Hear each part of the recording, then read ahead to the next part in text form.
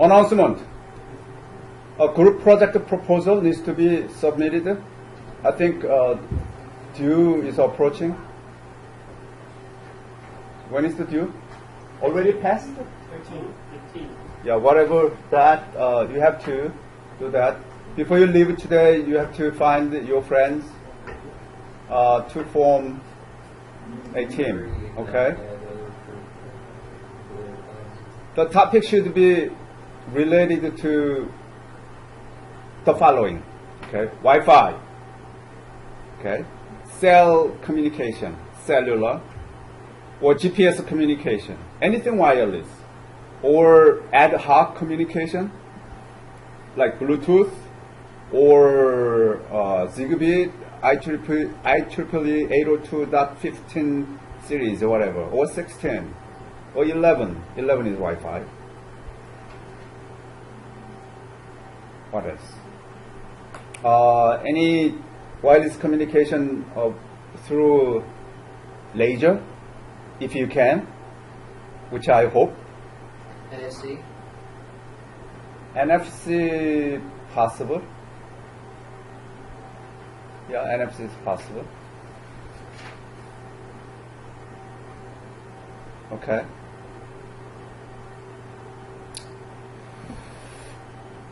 That's one announcement. Another announcement. Today and next week. Next week is, today is 5th, right? Next week is then 12. 18, 19, Okay. right? Okay, 19. 18, 19. So why don't you make an announcement on behalf of me? 18, 19. What? I think 19, 20. Yeah, Thursday and Friday. I need to be out of town. We have NSA CAE director meeting in Boston, so I should be there. So I'm not going to be available from Wednesday afternoon. Okay, that Center for Academic Excellence in The 19th? yeah, from Wednesday afternoon till Friday. 18, 19, 20, something. 18, Wednesday I'm going to be here because we have faculty development seminar. So I'm going to be here. I'm not sure how long. Not that. Oh, that's a one week. Yeah, week after that. Oh, forget about it. I'm going to be. Okay, so on that day, will there be a class or no class? There will be a class, but not right. Thank you, Javier. Not a physical meeting here. Okay, I know you miss me a lot, but you enjoy it at home. Okay, do not come. You don't need to come.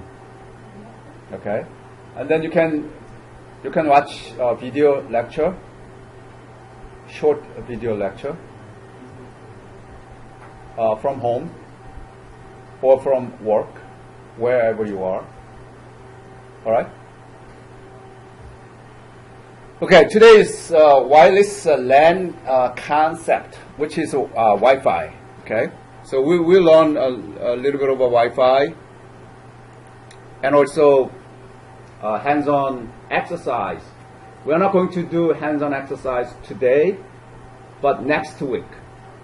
As I mentioned, announced from the beginning, you need to bring your Raspberry Pi with Raspbian. Raspbian is operating systems. If you buy a kit packages of Raspberry Pi, then SD card has Raspbian already installed, so you don't need to prepare much. Okay, what we are going to do is that we're going to set up HDCP server and also access point server, and then you can log in my Raspberry Pi from your laptop or from your Raspberry Pi. I do so to yours also, and through that communication and activities, we will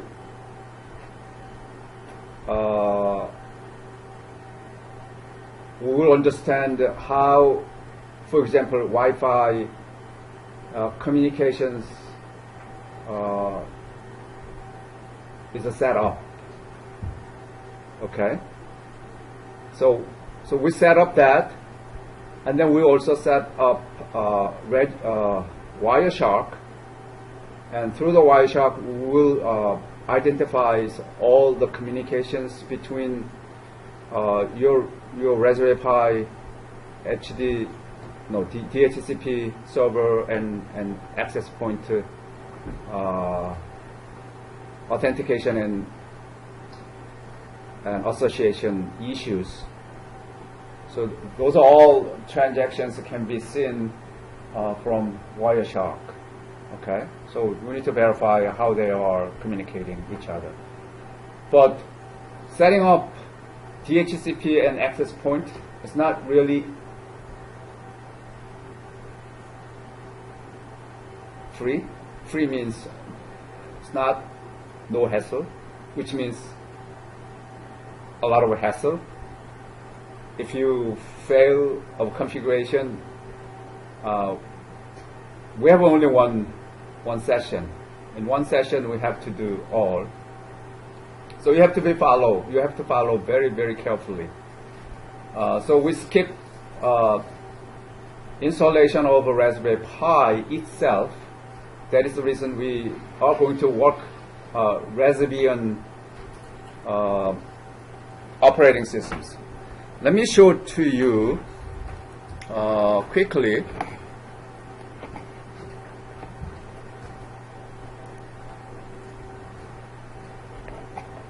Where you can get the Raspbian kit so that you do not have to worry about installation of Linux, setting up Linux box. Okay, the one that I purchased from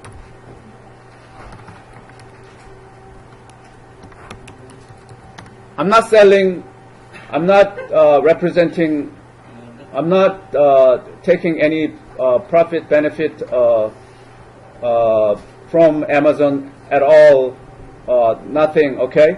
So I'm not enforcing you to purchase this, but since I purchased this with no problem at all, if you purchase, then you could do so. But if you think that I am representing this, don't buy it, okay? I'm not really. Actually, I was, a long time ago, I had an interview with Amazon development team. It's really great. Okay. Raspberry Pi 3 Model B, let's see, what's available? Yeah, CanaKit, that's good, but there's another version, CanaKit. This is lower than the other, 89, why 89? Oh, all of this, we don't need that. Yeah, basically this is good. As it says, a bestseller. I think it is a bestseller because I told my students and posted on YouTube, maybe, right, from for many semesters. Right, Johnny? Yeah, in other courses I also advance. Okay, this guy is HDMI, so which is good, and you have heat sink, so vent. You must have this. because when you have this, you need to attach the bigger one to bigger chip and small ones to small chip. Okay. If your Raspberry Pi runs actively and heavily, if you touch that, it's really hot. Okay. So sometimes when I run many hours, heavy job on my Raspberry Pi, then I turn on fan and do everything. Otherwise, I lose my $70. Doctor, let me ask you a question. Okay, just a second. This is the power supply. So when you have this here, you have a mini. I think it's a micro USB. Okay, this takes micro USB power through the micro USB power supply only. This is not power supply. This is earphone. Okay, don't put another power supply to the earphone adapter. This is earphone. This is HDMI. HDMI,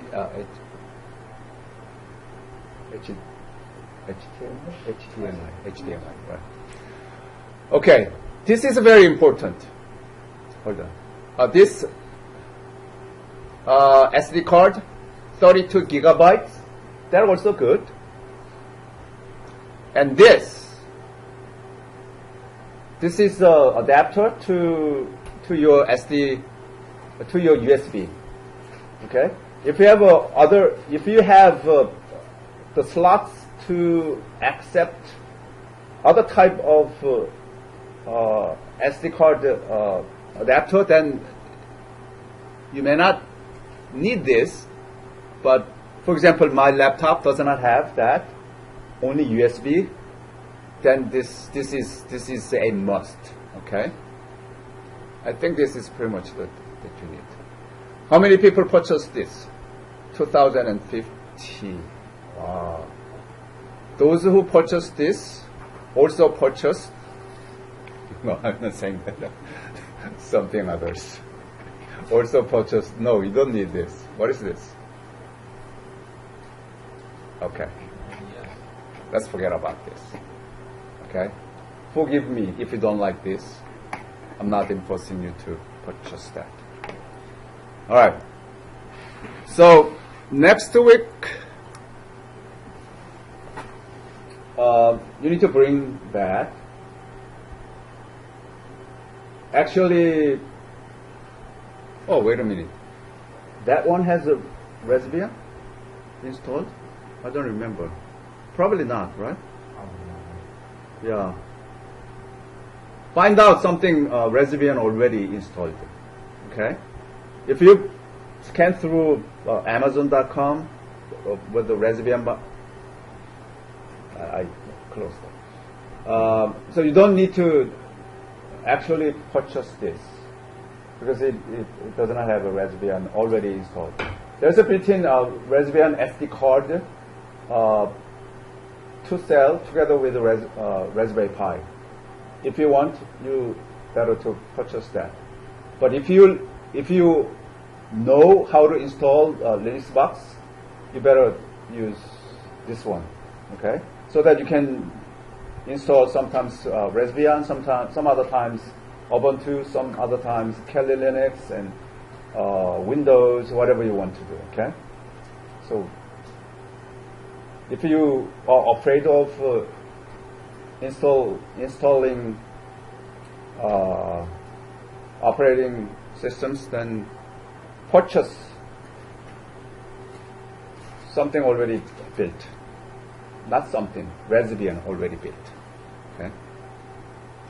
You understand what I mean by that? No? Okay.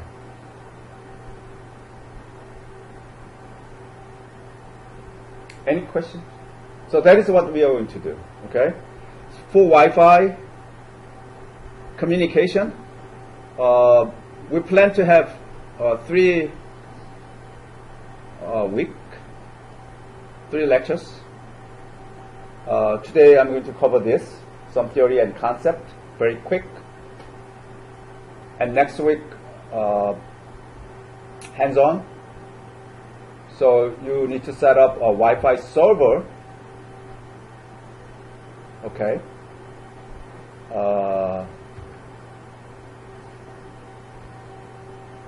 And then third week, we're going to cover encryption, cryptography of Wi-Fi. Okay. All right. Okay, let's go. Wireless local area network, so-called WLAN, is a flexible data communications systems implemented as an extension to or as an alternative for a wired LAN.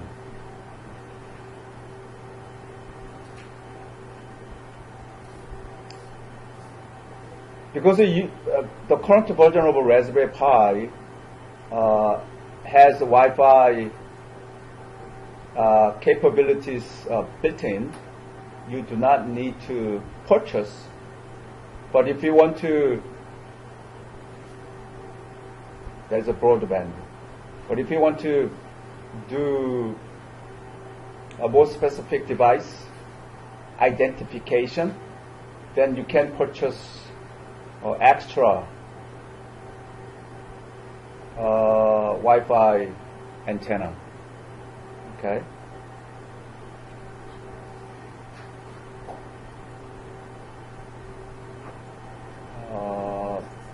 I'll use that. I will use for that, but it's not really necessary. Using radio frequency technology, wireless LAN transmit, receive data over the air, minimizing the need for wired communication. We all know that, right? Radio frequency. Radio frequency is, the frequency band is so wide, so many people call some waves a radio frequency carelessly. Any frequency is just below infrared to all the way down to the little higher than ultrasonic frequency. So it is so wide.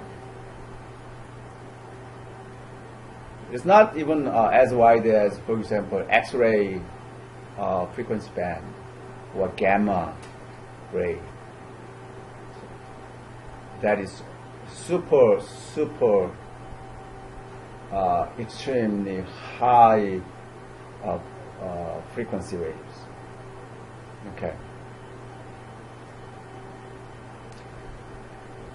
To Wi-Fi communication. Whatever you want to send, the original source, even original source is in analog, it should be converted to digital. So everything should be digital. So digital, your signal and your data, all digital. So they should be encoded. We learned already encoding, right? 2 classes ago. So once you do encode, fine, so encode. And then you have to do spreading,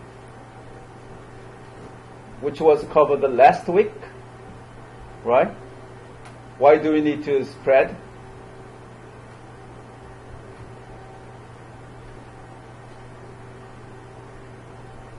Malcolm? I'm not sure.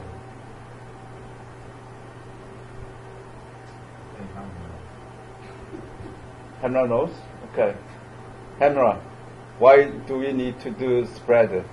So that rather than having narrow band, but spread the spectrum of a wave length. Why? Why waveform? So that we don't get interruptions. Okay. That is something that we need to avoid. And what is the benefit?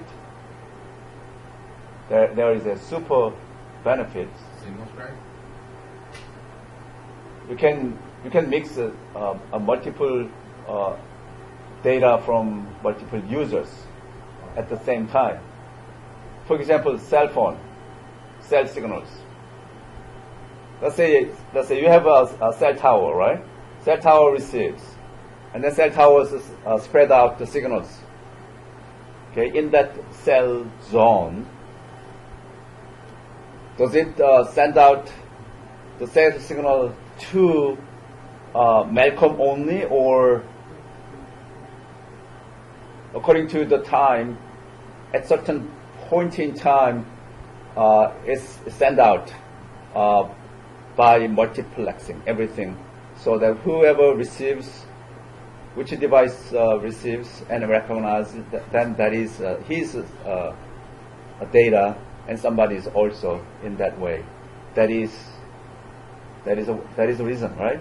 So cell tower send out multiple data at the same time, spread out all. Now receiving is your device responsibility.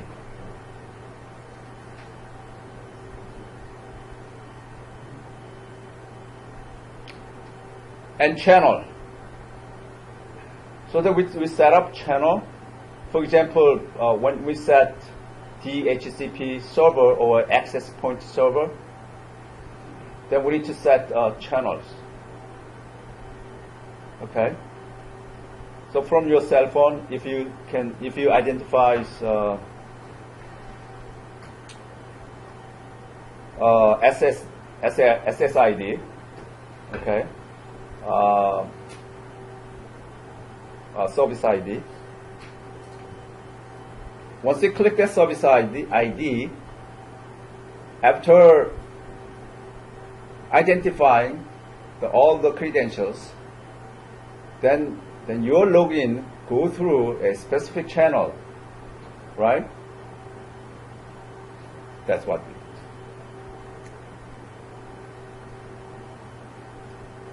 All right. So that's a channel. And after that, we have to worry about CDMA. All right? CDMA.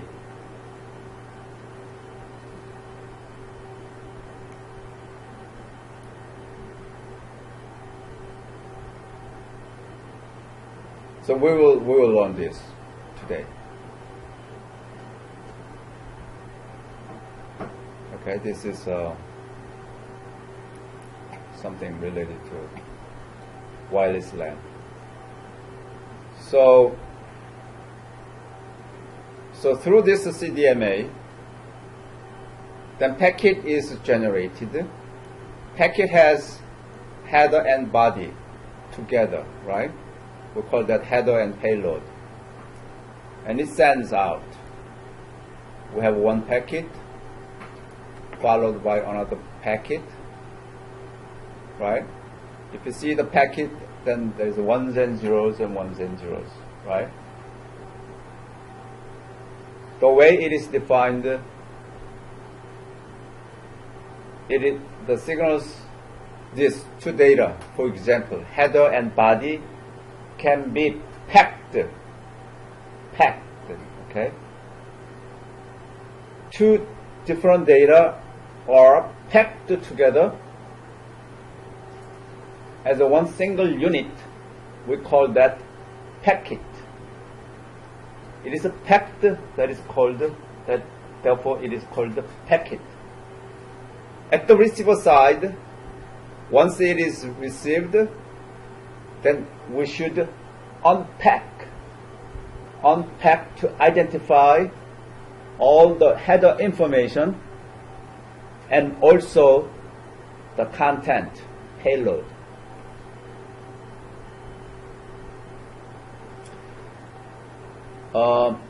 If packets transmitted through guided line, then there is no problem, because line is physically established between 2 points, sender and receiver, so packets traverse. So this is much simpler, right? I know you learned some of this from basic network course, right? Or at least if you take 505, then you learn a little bit of this, right? In wireless transmission, wireless communication, this, after you have everything of this, that packet should fly through the air, right?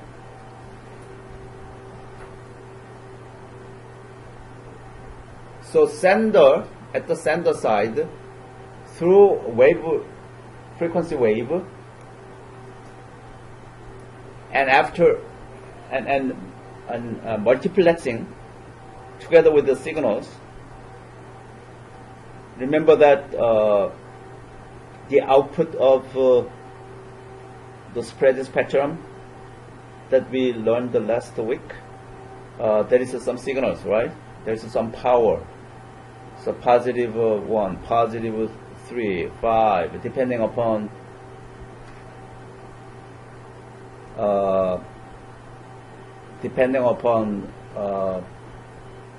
chip sequencing and data sets. It is formed, and also depending upon the number of users. Okay, if you have 10 users, so each user try to send the data, then collecting all of those, and each one may have different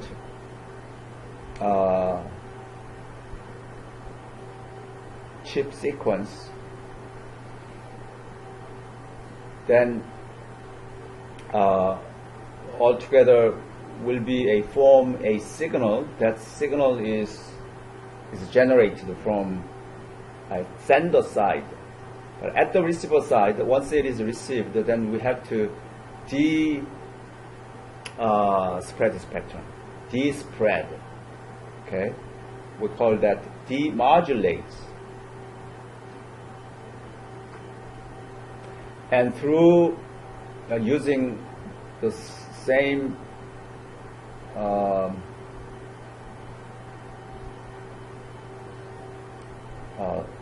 chip sequence, then we can identify the data there. Okay, that's what we did the last time. But today we will look a little bit of a transmission issue. How once the packet is generated, how they are transmitted with no big trouble.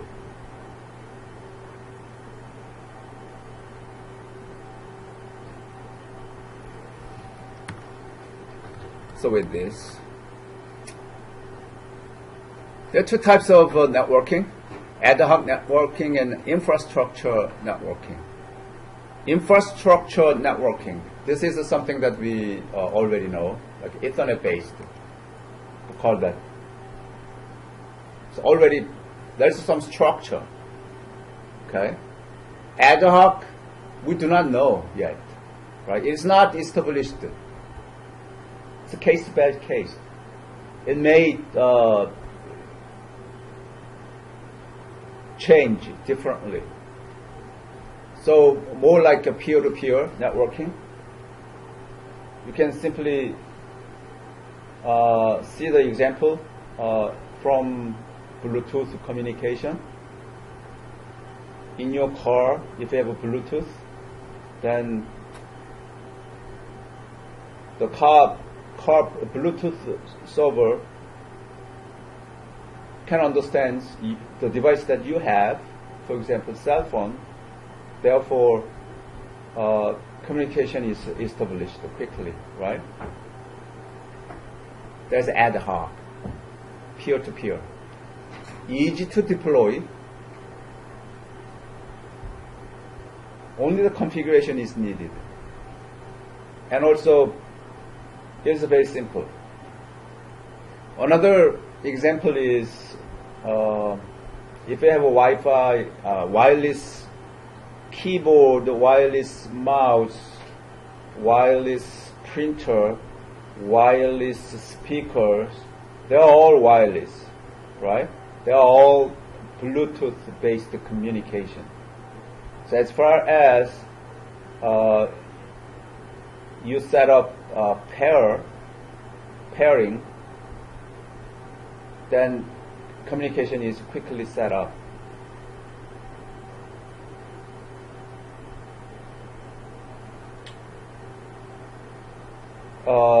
Later in this semester, we'll also practice the setup of a wireless communication using 802.15.4. Okay, I have antenna already set. We purchased a couple of semesters ago, so we still can use it. Only thing that you need to bring on your own is Arduino Uno. Reason we use Arduino Uno is that it can continually functioning to send out signals. So we can practice that. Okay. So that is ad hoc. On the other hand,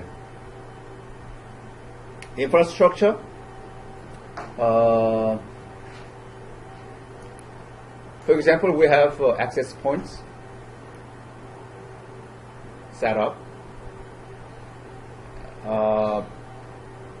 Some structured networked computers communicate with each other through a dedicated access points.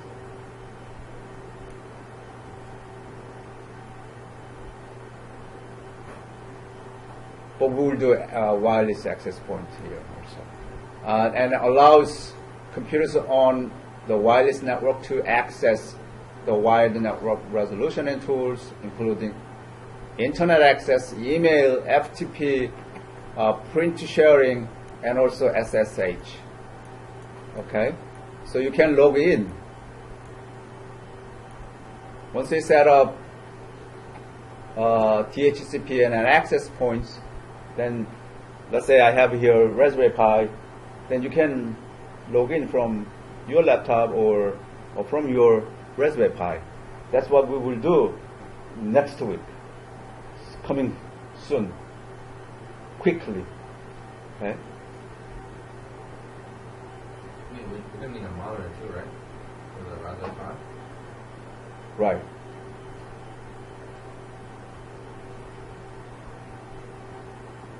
Yeah.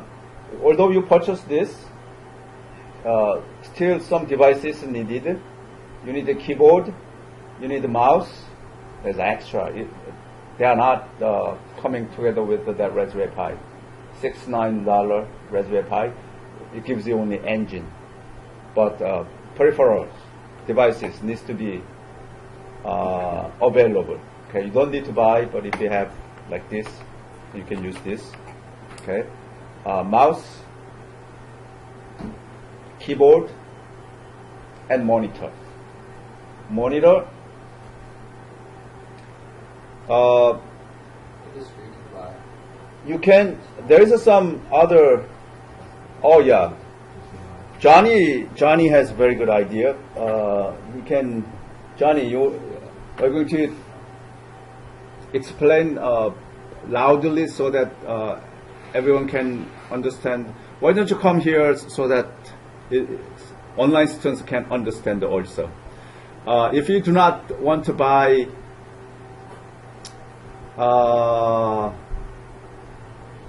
extra monitor, but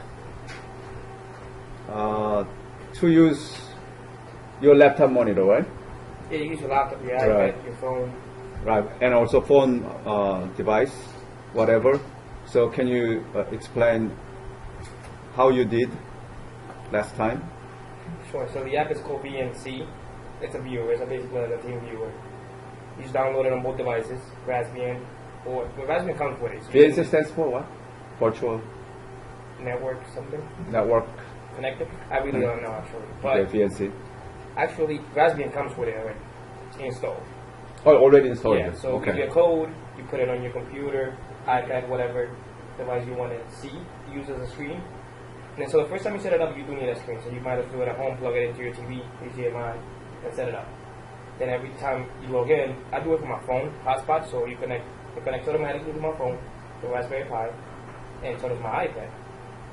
So they see each other, same IP, and I can see them for screen. Raspberry Pi. Is that confusing? Do you use other tablets? Yeah, it doesn't need to be So, Apple. like, yeah. You can Tablet use is that fine. app. Yeah. Yeah. Yeah, well, everything that's there, yeah, you can use everything. Like I have an older tablet, I can probably bring Right. As far as there is a monitor, you can use Yeah, it. use your phone. It doesn't really matter. Now, you won't be able to use it here at Mercy, so you need to have personal hotspot. Yeah. Because it won't let you log in. Okay, that's one point that you have to make sure. You have your own hotspot on your cell phone to use it. Yeah, just because Mercy has that, the screen that you get, and it won't let you won't get to get that screen because you won't see that screen from Mercy. Or you can buy it, simply extra Screen? 7-inch monitor. I love it. I use it some places. Here, this kind of TV, smart TV also works. At home, you can, if it has a HDMI connector, you can hook it up. What others? Some other students used there is some software. If you install that, I forgot name of that software. The software is called TV something. Anybody heard of that? TV something. There's the name of the software. So Raspberry Pi can connect it to your laptop. So that Raspberry Pi uses a laptop monitor. Meanwhile, therefore you can then use your laptop. Okay. Wi-Fi. Wi-Fi stands for wireless fidelity. Fidelity means compatibility between wireless equipments from different manufacturers. That's a fidelity. Okay. So that is a strong. That is a compatible, right? It's a universal.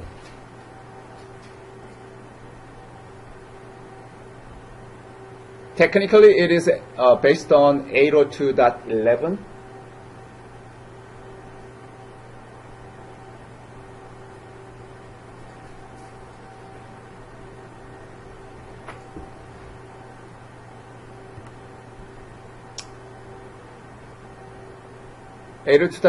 standards created in 1997 by IEEE, Institute of Electrical Electronics Engineering, something like that. For Wi-Fi, for this wireless communication, Wi-Fi particularly, there is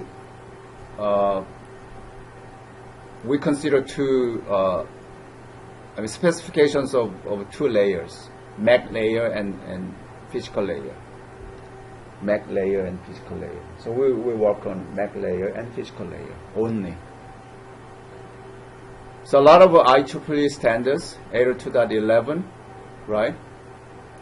A through Z. A through Z.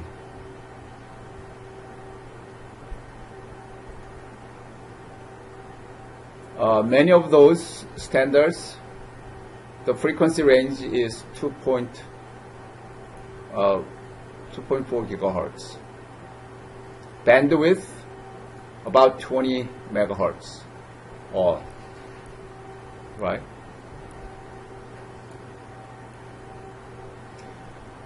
(802.11a), that is based on 5 gigahertz.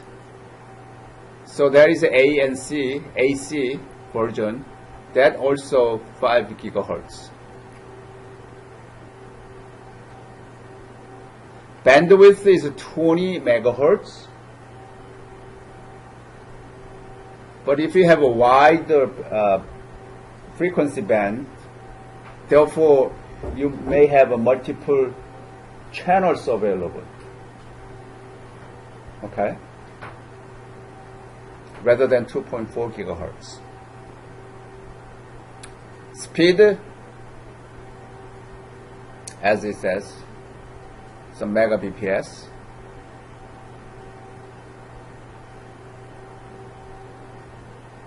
The speed increased a lot now, and if you have a BIOS at home, then I think it is 200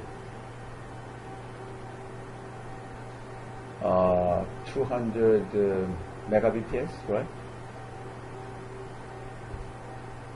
The speed at home.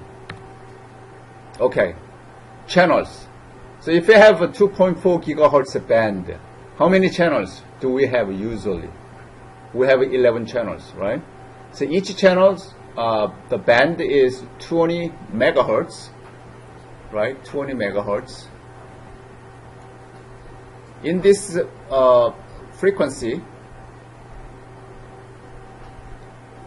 uh, 2.4 gigahertz, it covers 2.402 to 2.482. Okay. So each channel needs 20 megahertz. Therefore, somewhere here to there, what is the difference between this and that? About 22, right? About 22, about 20. So this length is 20 megahertz.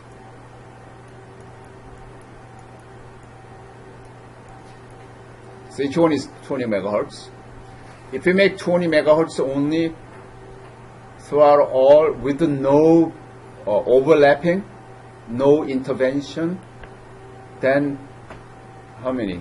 Only 3, right? Because 80 to 80, you have 80 megahertz available. It's 20, but if you make 20, if they are all adjacent, then there's a lot of interference. So we don't do that. We need to have some interval like this. So what we do here, in this case, you may see this from your Wi-Fi router setup to pick the channels. If you activate all the channels, what happens? Channel 1 to channel 1, it's all 11 channels, right? So 1, 2, 3, 4, 5, 6, 7, 8, 9, right? Or in between there is another, in between there is so on and so forth. Okay. Then there's a lot of interference, which means you cannot use it. For example, your cell phone uses channel 1 and your laptop is channel 2, then big interference. So once you pick, for example, channel 7, then you need to pick channel 3. So channel 3 and 7 can be functioning simultaneously. But it's not the case that channel 1 and 3 together, because some frequency band, there are interference.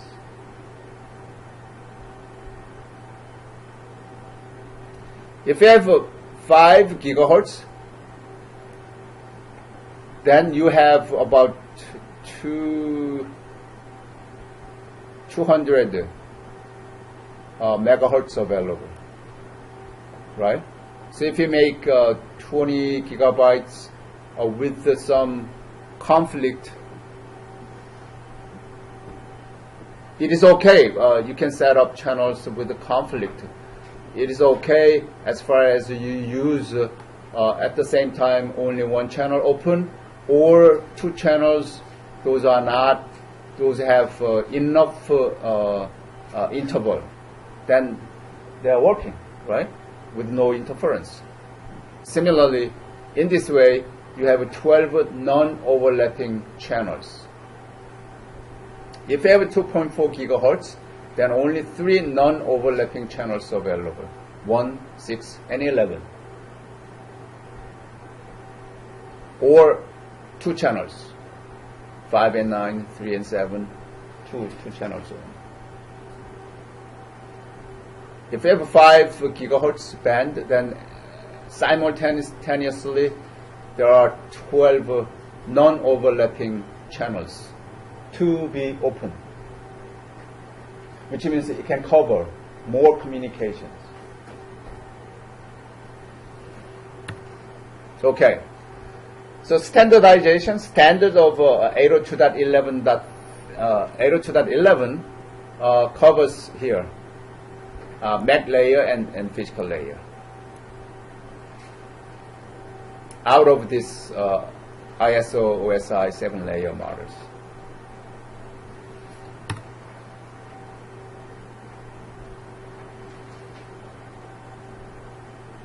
Medium access control. There's a MAC. That means MAC. Okay. Medium access control. So through it has a transmitter interfere. So we need to make sure there is no interference. I need a way to ensure that only one person talks at a time. The reason for that is to improve efficiency and also fairness. Usually wireless is not easy to understand because it's not really visible, right? Our eyes cannot see that frequency wave. Our eyes can see only visible light waves from red to purple. Other than that, we cannot see. No one can see infrared waves, right? So can I really do collision detection? Collision detection. We'll look at collision occurs. Let's say two different cell tower. They push out signals that are close enough to collide signals emitted, radiated from that from those two cell tower. Then there is some collision, signal collision, signal collides. In 802.3, Ethernet communication, like landline communication, if there is a collision, then usually the network or server or network management software identifies the collision and ask the sender to resend. That is possible.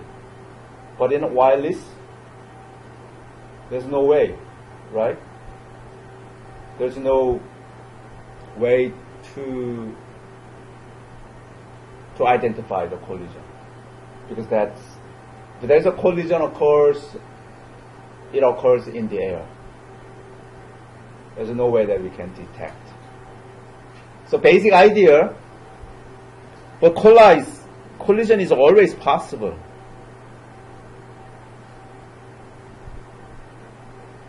So best way to handle that issue is the avoidance. So we want to avoid rather than detect. Okay?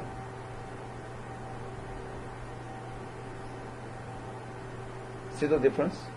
We don't do detect because it is hard.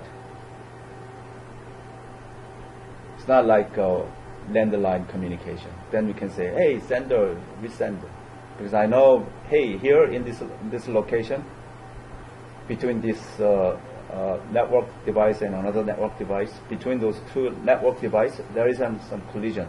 Then we can send it back. But it's not the case of wireless. So wireless we do avoidance.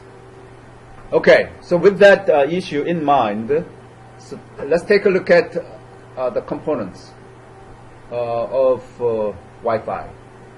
We have station.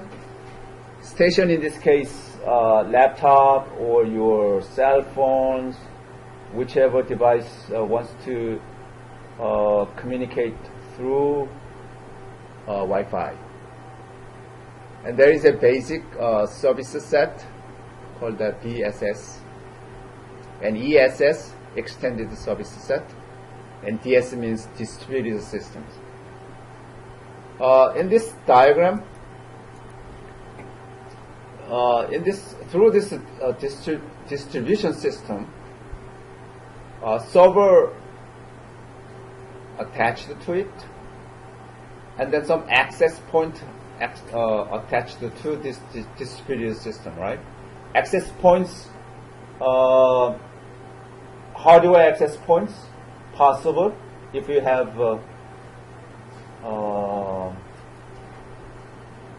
router,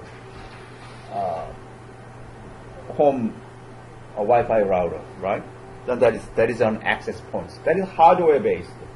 What about software based access points? That is what we want to set up next to it.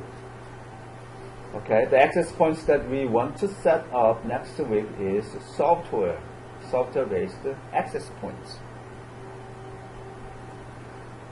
This is much easier. If you have a software-based access points, then that access points available on this server, like here. There's access points. Okay. So if there is someone on the laptop, then this guy can communicate.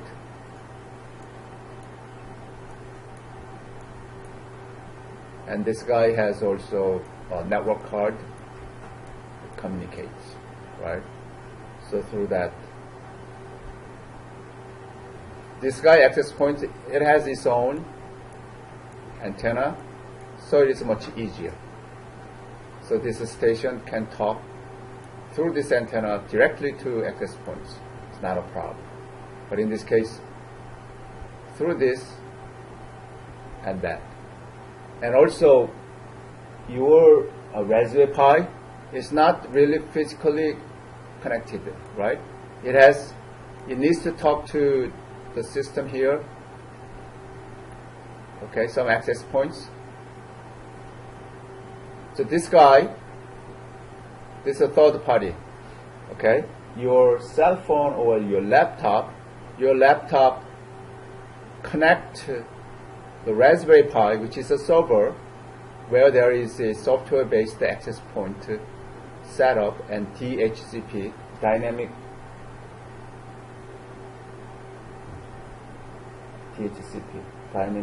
host computing.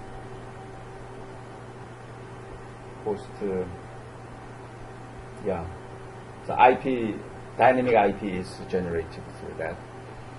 So this guy receives IP that is set up by this Raspberry Pi. So this guy talked to this IP, and IP received from there. So this guy knows IP. This IP is generated by your Raspberry Pi. Okay. So your Raspberry Pi understands where to send. This is dynamic. This is dynamic also, but internally it treats as a static. And his IP is also generated by these access points.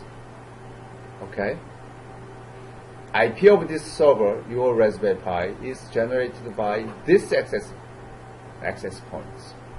It's a little bit complicated, right? We have wireless communication between physical access points to your Raspberry Pi, and your Raspberry Pi, between your Raspberry Pi and another third-party device, like your laptop or other Raspberry Pi or your cell phone. They're all wireless. This is a scenario that we want to set up next week. Okay?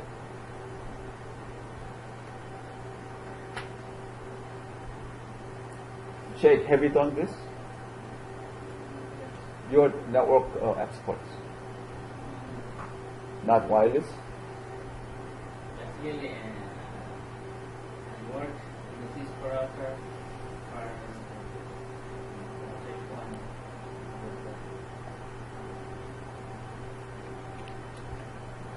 All product based, right? Not And I general implemented the purpose. wireless network to the Cisco. Yeah, Cisco based. Yeah. Whatever Cisco asks you to do, you do it.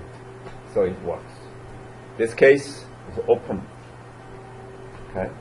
So through this you probably understand whole holistic technology of wireless communication. Wi-Fi engineering.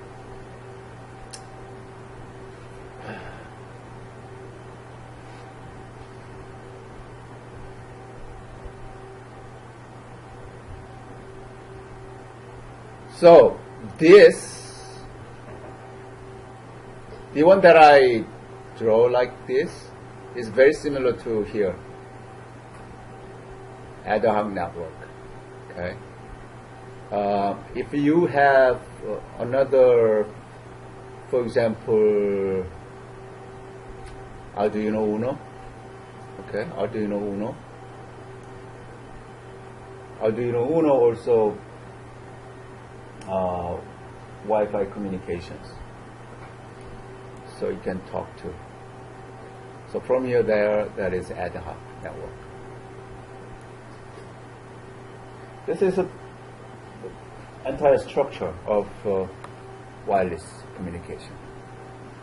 Some terms that you need to understand: basic service area, we call that cell. Each basic service area may have several access points.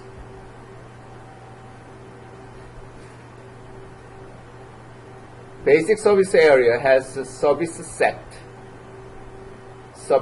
ID. Needs to be set up when you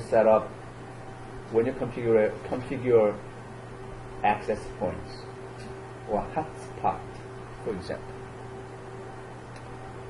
And there is an extended service area and ad hoc. 802.11 overview, adopted in 1997. Goal to have that standardized is to deliver services in wireless network, to achieve high throughput, to achieve highly reliable data delivery, to achieve continuous network connection. So we consider two layers, MAC layer and physical layer. Service goes in this way. If you have Wi-Fi, this is access points, and this is a station.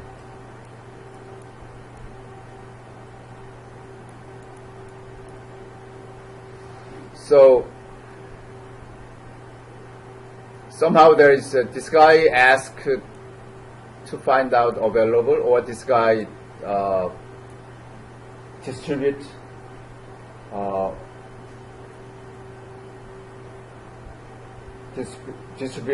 by saying that, hey, I am available here. I am Wi-Fi router. I am access points. Anybody wants to talk through me, that is possible. Or from your station, you can say, hey, is there any other available access points? So this guy, the transactions that you can see here is it generated from your mobile station. Probe request first, and then your access points response according to that probe, and saying that, hey, we need to authenticate. Can you send it to me whatever ID? Then authentication open and authentication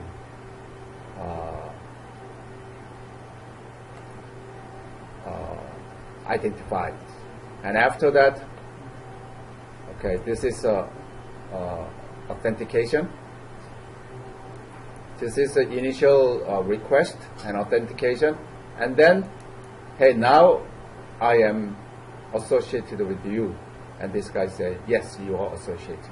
After that, data can be transmitted. Okay? So at the station side, you can do authenticate and de-authentication and some like privacy management and also data transmission. On the other hand, the distribution service like access points, then association, disassociation. This guy says, hey, you can associate me. And some other time, hey, I don't want to get you in, so that you lose a connection from time to time. It's not because you do not want to, but access point has some other issue, so to not keep you in that association list. And therefore, reassociation is possible, and distribution and integration.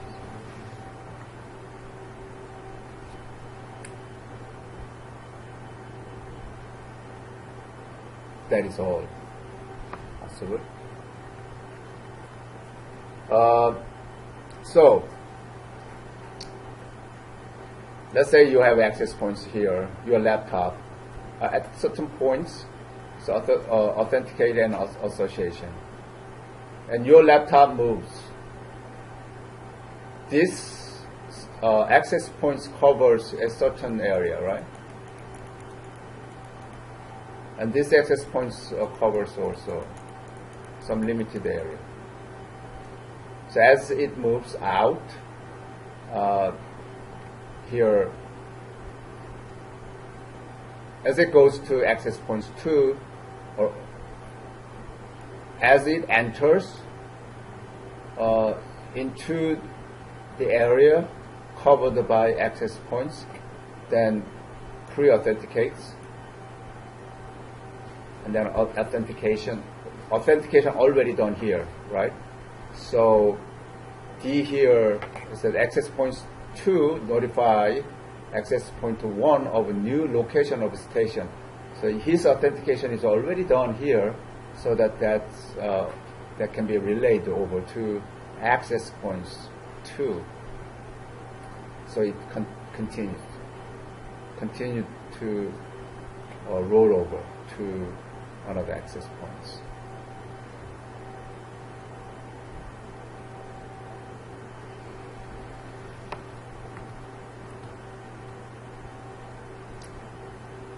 As I said earlier, there are two types of access points available, hardware and software.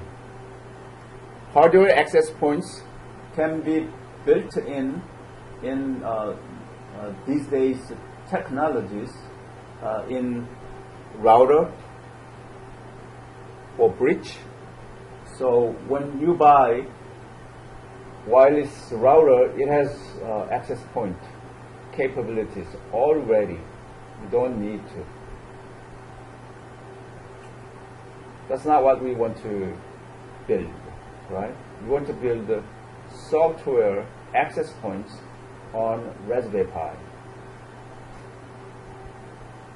We can do that on Windows systems, but there is a little bit issue. You can do that Windows Server, but not a Windows client, unless you have extra other components installed.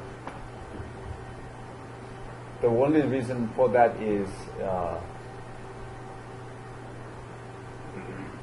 we can try Windows so that SSID is identified by your cell phone.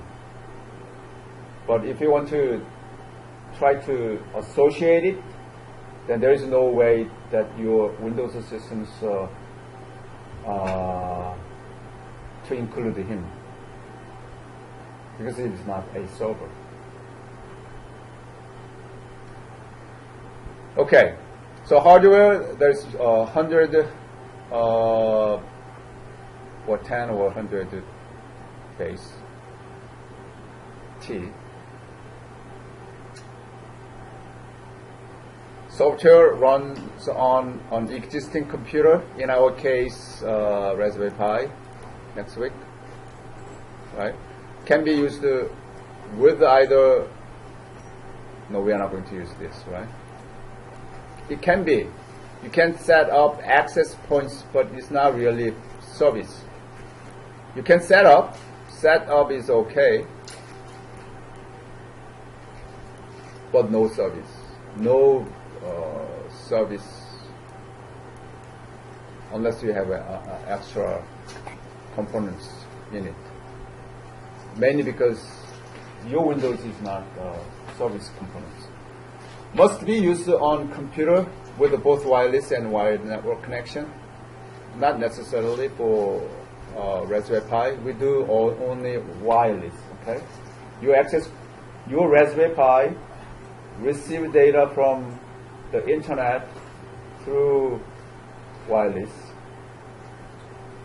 and also your Raspberry Pi serves access points and DHCP to the third party, so that is also wireless.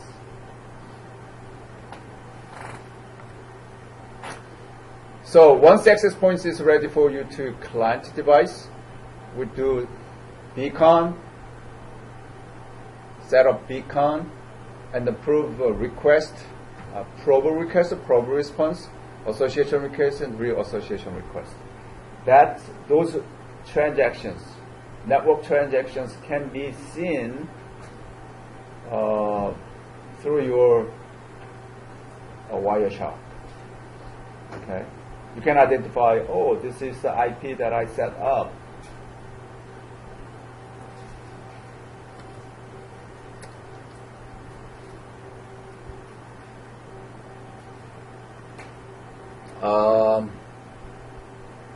This is the basic idea, right? If you have two devices, okay, your laptop and another laptop, then you have a base stations. Through these base stations, they are communicating, so you can move to, your device moves to another access points, then not anymore through this access point but to the new access points. Still communications, right? That should be done carefully. Okay. So, Mac medium access control has the functionalities that should deliver the data in reliable fashion, and access control should be done fairly.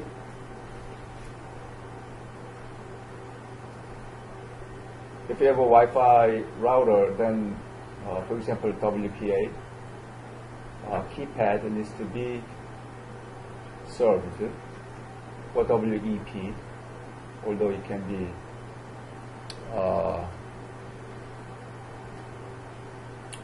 broken, and protect the data. So your Mac should deal with noise and frame exchange protocol, for example acknowledgement, You need to say, hey, I know you. And then RTS and CTS, another frame needs to be generated and shared with your opponents.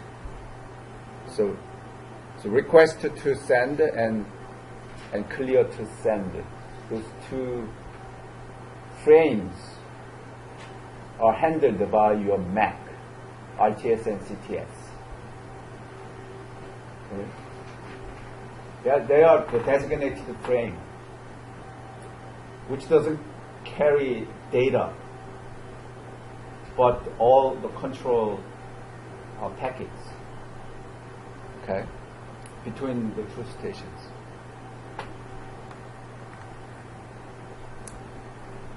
So we will do a CSMA CA.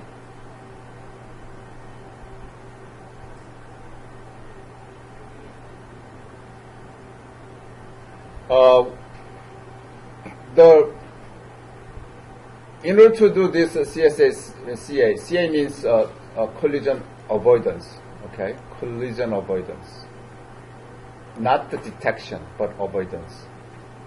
To make this efficiently on this Mac layer, okay, then we need to have some time control. Okay, there's some spacing in time. Okay, SIF, like short interval, short interframe spacing, slot time.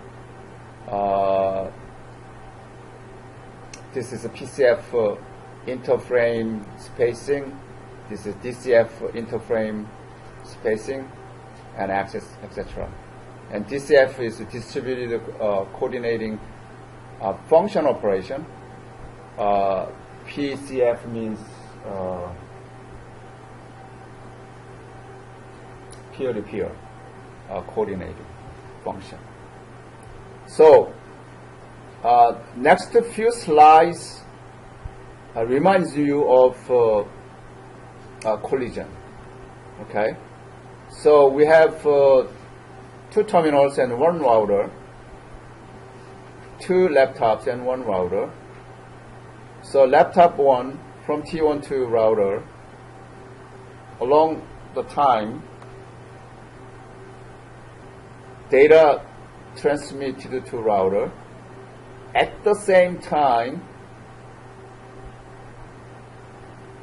another laptop send the data. So at the router point of view, two data comes in together.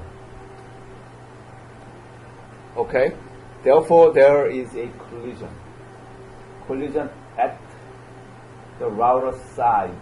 Then router quickly understands who send, where it go to.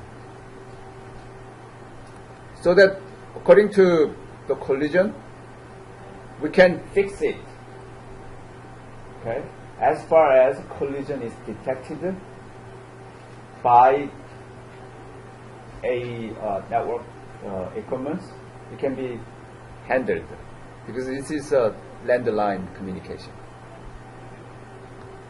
All right. So router says, "Hey, laptop T1, retransmit," because at this point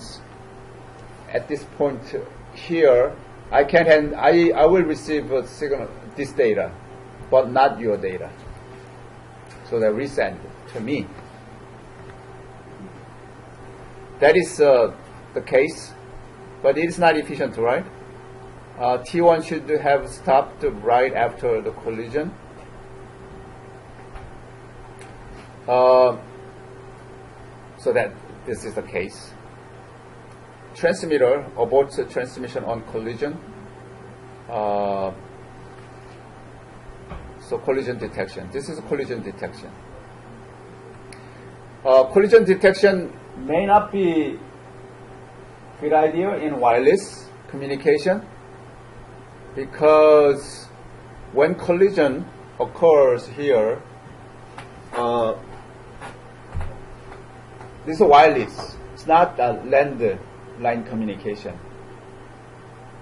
So whereas the signal is radiated from one laptop to router, your laptop send out by some energy, right? Energy. So energy consumption involves.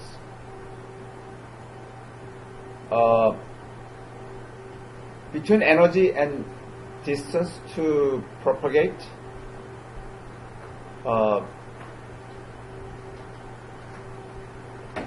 is proportionally decayed in this way. Okay. If we have this amount of data and power, it can reach up to here. But if you do not have enough power, then it cannot reach further and further, because it is weakened quickly, exponentially. Okay. So signal not the same as different location. So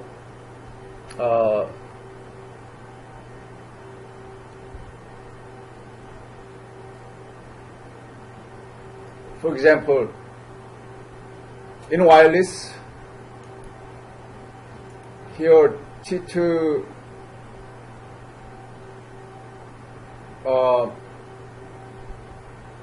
this is your laptop. Laptop send the signal through access point T3 to your laptop R1, and at the same time T2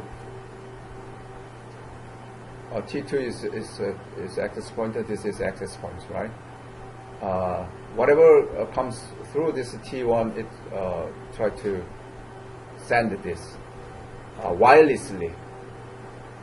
So on your laptop, there's a collision also. Then collision is not detected by this, right? So your laptop does not have that network capabilities. So this guy is abort transmission, and then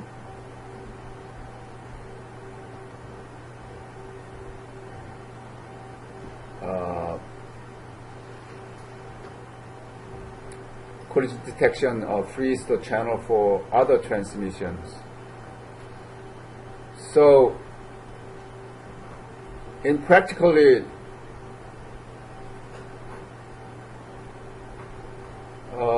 if there is a collision, then collision occurs here, then there is no way that this receiver side returned back to access points, right?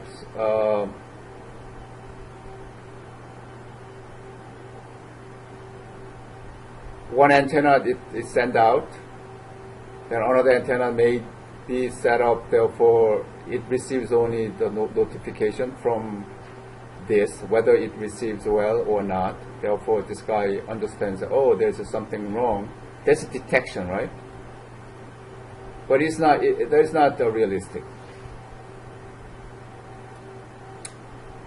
So your carrier needs to send, needs to sense. Okay, we call that carrier sensing. If you want to carrier sensing at the MAC layer, we call that virtual carrier sensing. If you want to do that in physically, then that is a physical carrier sensing. What we will do is going to do this using a distributed coordinate function, RTS and CTS. So request to send and clear to send. What happens is that if the two signals reaches at the same access points at the same time, then there is a collision. To avoid that, we need to make sure that my access point is now free. So before I send my data to access points, I need to request, hey, can I send to you? There's a request. And if your access point says, hey, I'm clear now, then you can send out. That communication needs to be done. It happens so frequently. When we set up access points, software access points on Raspberry Pi, then we can see that clearly through Wireshark. That's what we want to feel. Okay.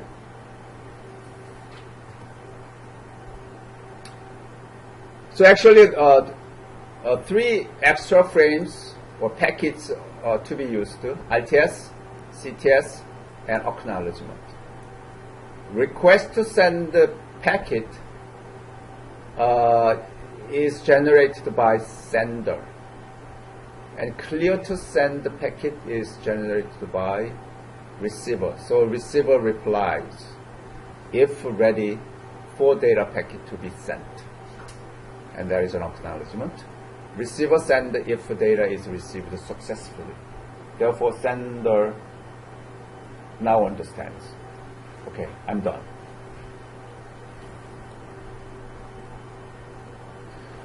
So, how can we implement that RTS, CTS, and ACK efficiently? That is the problem, right?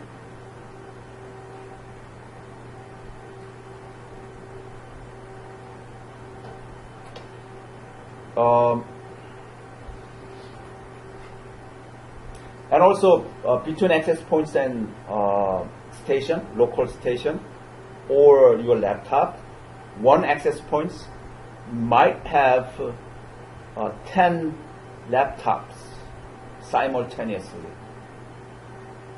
Therefore, you need to avoid collision. And also, you have to improve the efficiency, throughput, network throughput, which means you have to cover the request as quick as possible. So, all scenario, implementation scenario based upon time. So we set time. If time clicked at the same time quickly, for example, 10 millisecond wait, and then back off one station, another 10 millisecond, RTS, CTS, then send out data. Data is completely received well, then ACK frame is sent to the sender side, and then at that point, access point is free, right? Between one DCF and another DCF, so DCF interframe. So one transaction, one communication is done, and another communication is now starts. There's a between. There's an interframe. So with that interframe, we need to choose who then now involves, okay, in that communication. That is the thing that we need to do. So what virtual carrier sends is that, for example, here's a sender radiate RTS signal. So RTS signal is not receives only the receiver side. It receives all around, right? It disperses. This guy also receives, but this guy does not understand what it is, right? And when this RTS receives by receiver, then receivers send out, hey, it is clear. Then this sender now send out data. Again here, when receiver send out CTS frame or packet, it disperses all around. So it can be received by C. But C does not understand. Only S. S can understand.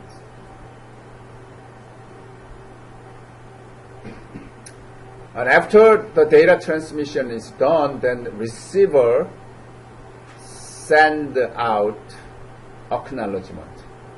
So sender then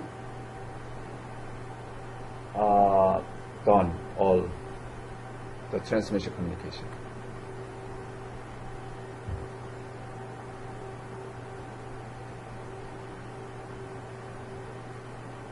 Virtual carrier sense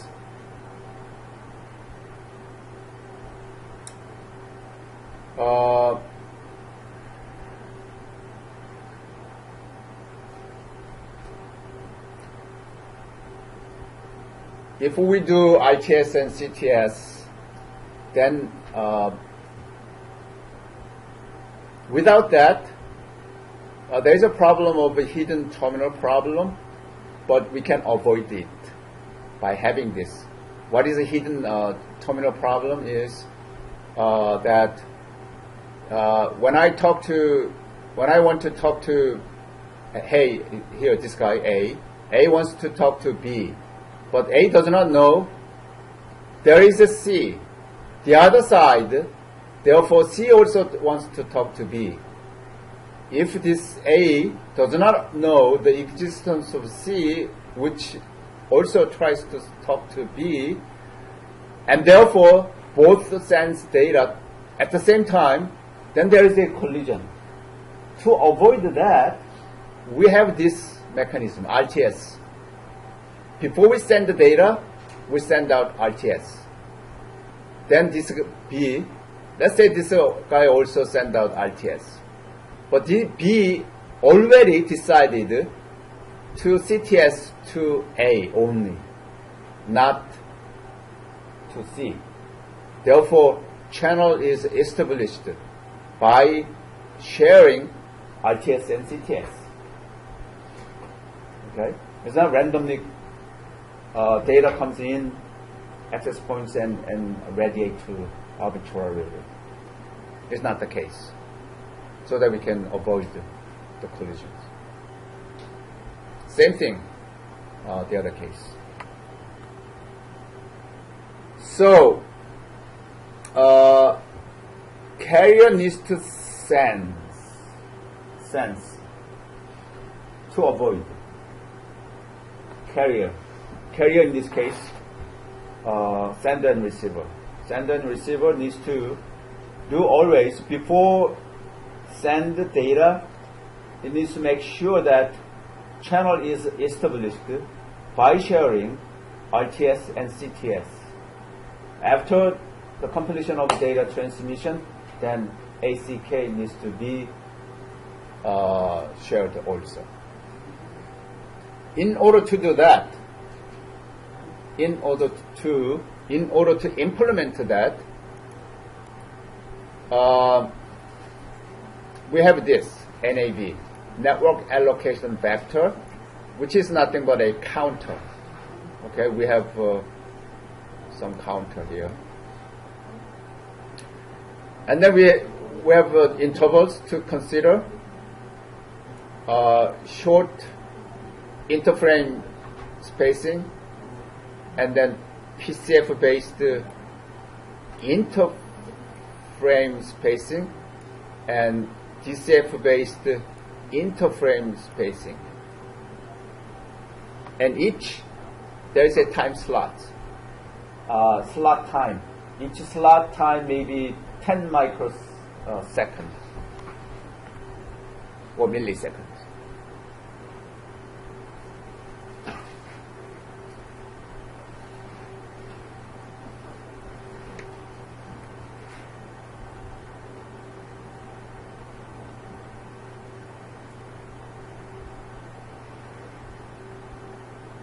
Can I ask you a question, Dr. Lee? Sure. You sure? Alright.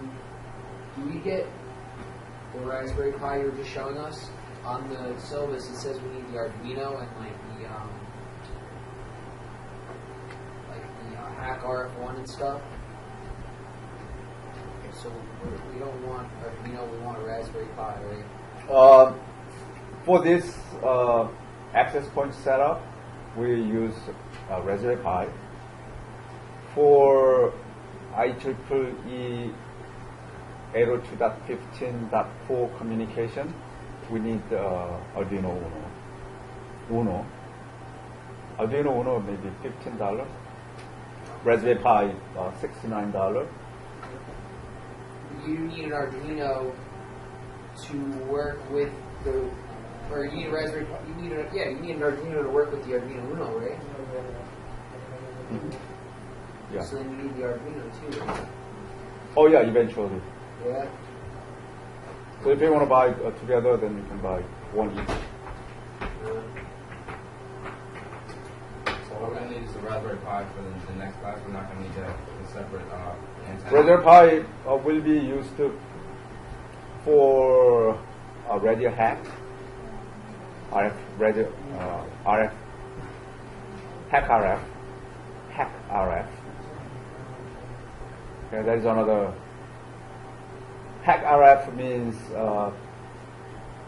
with that device,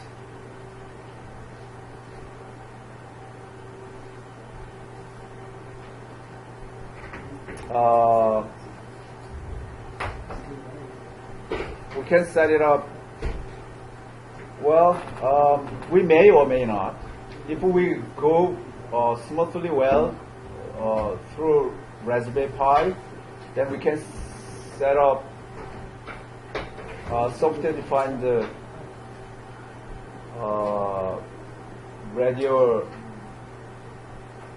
frequency on Raspberry Pi. We can do that, or we can do only on your laptop. Okay, there is a console software available. So by connecting hack RF, you can capture all the signals available on this air, the current air here in this classroom. Okay. So if there is some radio signals, AM, FM, or if there is some signals from your car key, remote control, that also can be detected by hack RF. That type of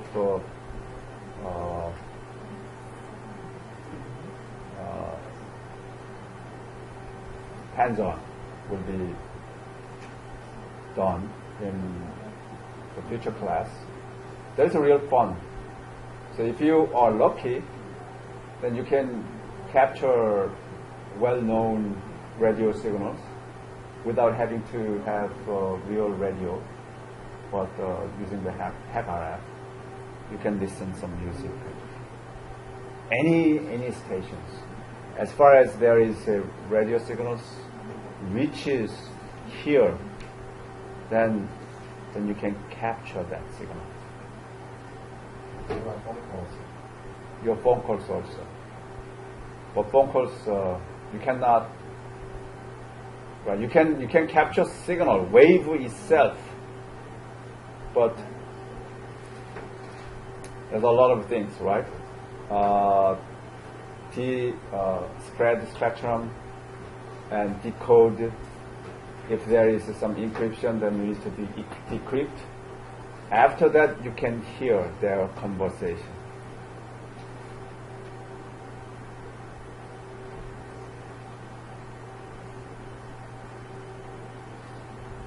So what we will take a look at here, rather than point to coordinate function, we'll look at distributed coordinate function. So between these two is this. This guy, you have access points. Then access points try to solve whoever comes in my territory. That is a distributed coordinate function.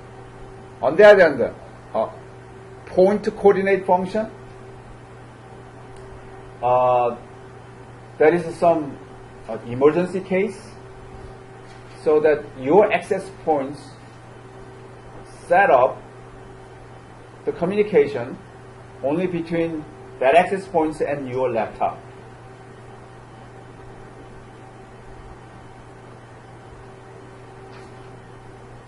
In normal Wi-Fi communication, you don't do that, right? Only in certain cases. So we set up SSID and or access point name. They are the same.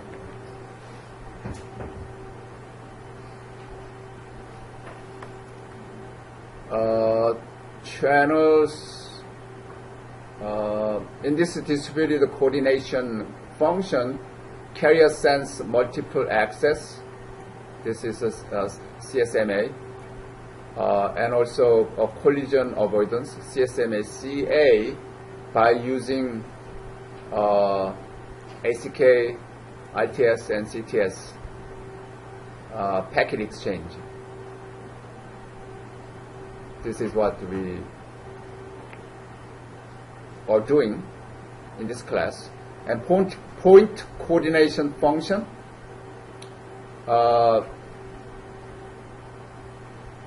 So you can poll. So polled access through access points and distributed access. In this paradigm, there's two kinds of period. So content-free period. So we do not. That is allocated point to point. There's no contention.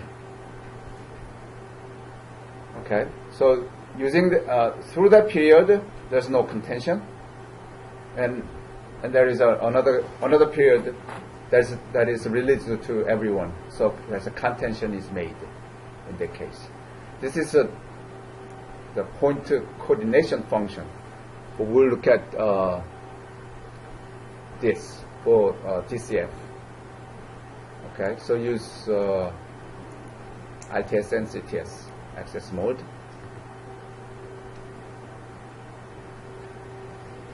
So basic access mode and CTS ITX and CTX mode.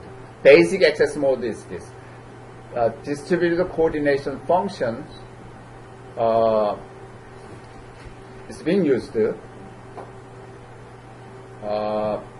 and then there is a DCF interframe spacing that allocates only 50 microsecond, very, very short, right? 50 microsecond is relatively long. If it is short, then only 10 microseconds. Very short time, waits, and then randomly back off all other senders but one. If busy, wait till not busy, so that if it is busy, if access point is busy or communication is busy, then you will be backed off. If not busy, then send out. But backed off is increased by power over 2. So 2 microseconds, 4 microseconds, 8 microseconds, 16 microseconds, for example. Okay. So this is the concept. Multiple stations now try to send out, right?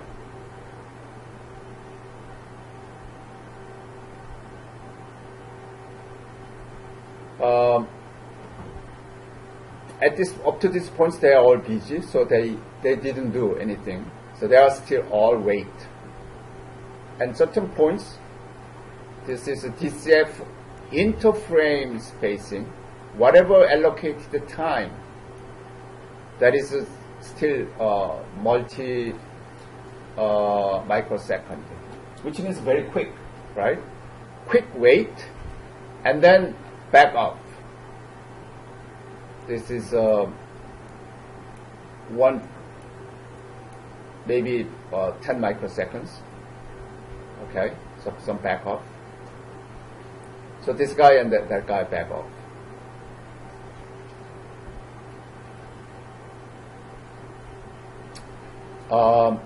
And the data transmitted during this time. Once it is done, then acknowledgement should be sent out.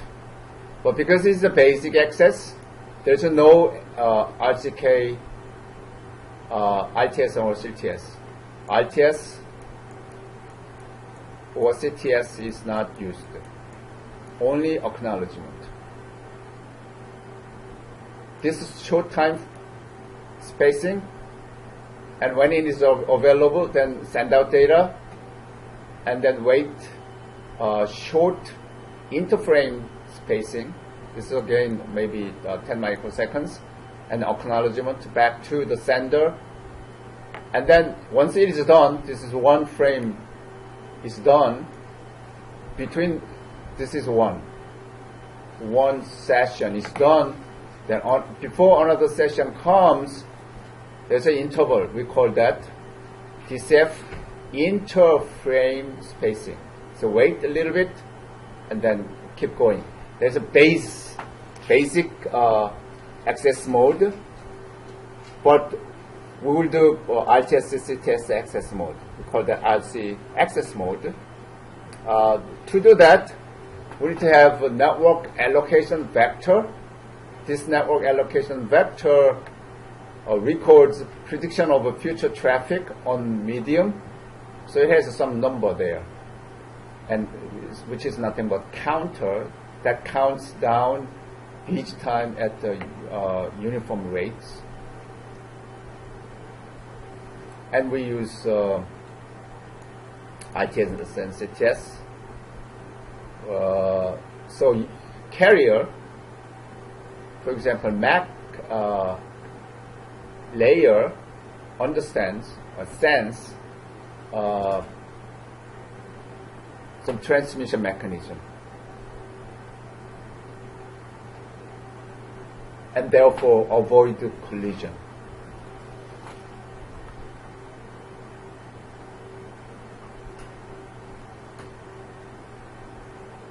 So MAC layer handles 5-4 so first in, first out queue. When there is a back off, then first in we solve first. Okay.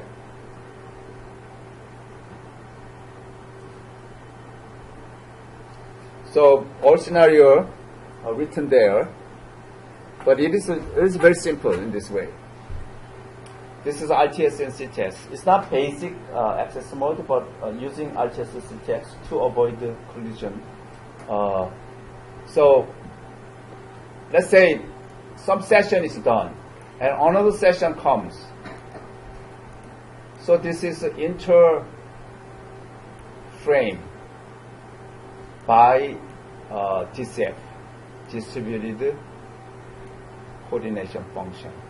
So interframe spacing, whatever the time spacing, it's not really long time, maybe tens microseconds.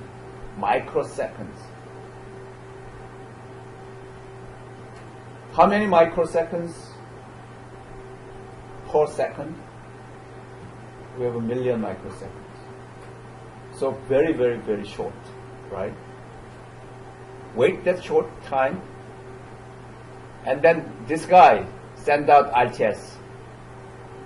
Request to send. This guy's, oh, I want to send data. Okay? To destination. So that packet is here in the destination.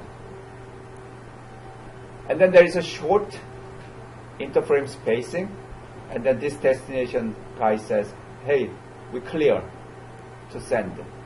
That packet reaches the source. Again, there is a short interframe spacing, because this guy source receives clear to send the packet. Now this source now without any problem, simply send the data. So data comes into this destination, right? And all the data comes in, then again there's a short interval and acknowledgement. This acknowledgement received by this source. And this is that frame, that communication. This whole communication is set, is done. So between this and another communication, we have DIFS, as we do have DIFS here. So another session comes up. So now, any other, if this guy wants to send out, this guy says, hey, RTS, request to send to whatever destination. If this guy wants to send this to this guy, then it comes up here.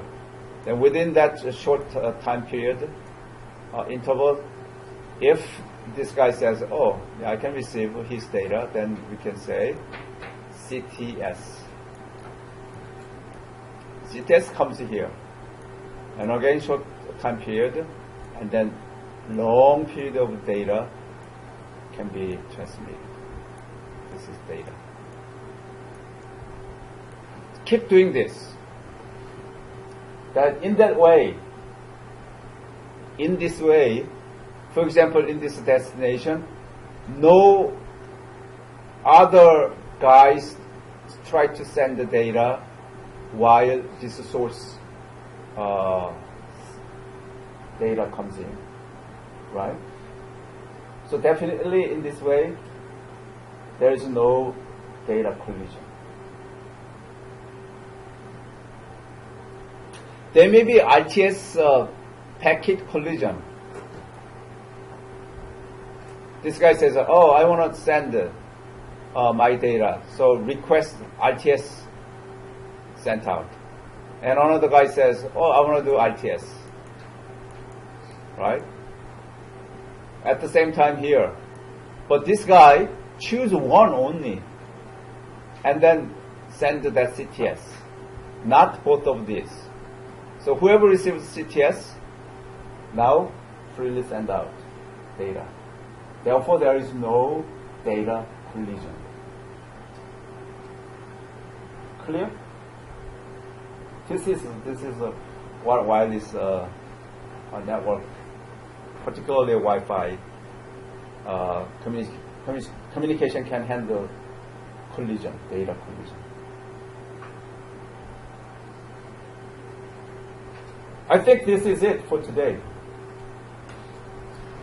Any question? So next week, bring your Raspberry Pi with the Raspbian fully installed.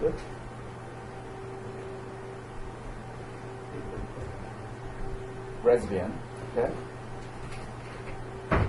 If you do not know